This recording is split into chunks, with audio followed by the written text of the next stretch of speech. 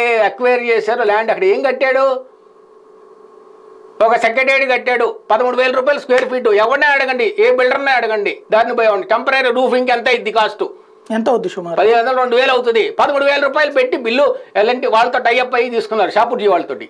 చదరపడుగు 1,300 2,000 అవుతుంది, కానీ 13,000 పెట్టారు. కానీ అక్కడ వచ్చిన తర్వాతనే బెజవాడ గుంటూరు డెవలప్ అయ్యిందని చెప్తున్నారు. అక్కడ వచ్చిన తర్వాత సార్ ఇప్పుడు అది కొద్దిగా లోపలికి ఉంటుంది, హైవే మీద కాదు. ఒక విధంగా హైవే అంటే కొద్దిగా develop. It will take time అండి.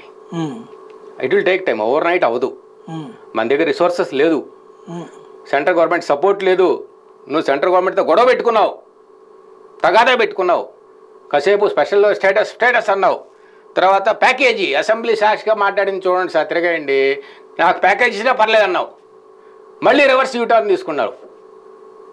ఎన్నిసార్లు? ఎవరు నమ్ముతారు ఆయన్ని?